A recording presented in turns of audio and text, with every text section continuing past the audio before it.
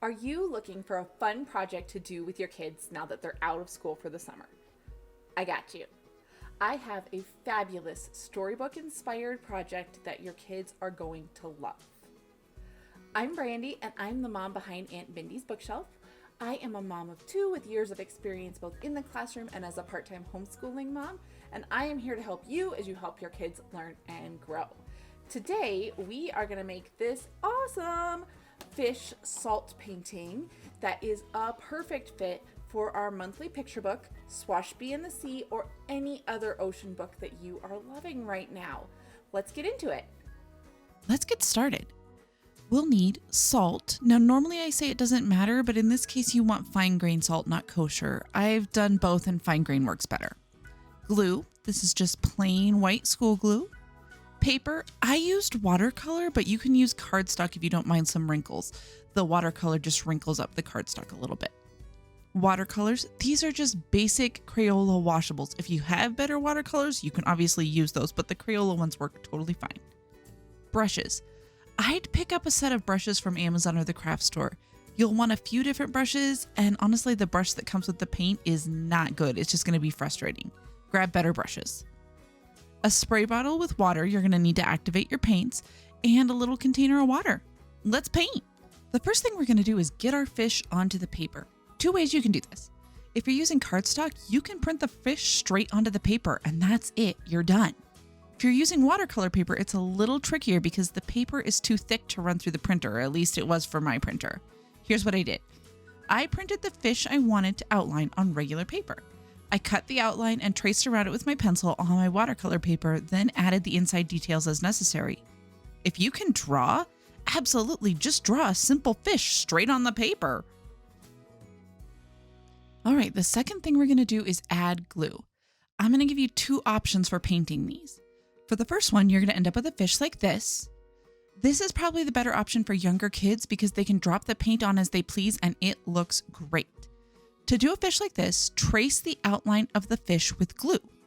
Now run glue all around the inside. Once you get glue lines all over, have kids take a little foam brush and spread out the glue. Any place that doesn't get glue won't have salt. Now, this isn't a crisis, it's just good to know. It's going to look a little different. The second option is maybe a little better for older kids who want more control over their painting. For this fish, trace around the outline both inside and out with glue. Don't spread the glue, just leave it like this. Third step, we're going to add our salt. Take your paper and put it onto a cookie sheet, or I put it into a bin. Have kids pour salt over the entire sheet, getting a pretty dang good layer. You want all the glue to have salt on it. Shake it around a little to really cover everything. If you have several paintings to salt, pour the excess salt from the cookie sheet into a bowl and pour it from there for the next ones. We have to let our salted glue dry overnight, so tuck it away and we'll pull it out tomorrow. While we're waiting for the glue to dry, I want to just remind you that this project is inspired by the book Swashby And The Sea. If you're liking this project and you want to take it a little bit further, check out the science project that I did, also inspired by Swashby And The Sea. I'm going to link it here. It is a look at how salt changes the way that things float. And if you're really liking this or looking for some more activities to do with your kids that are learning based but still fun, I have ocean themed Swashby inspired math packs and reading packs for pre-K through second graders.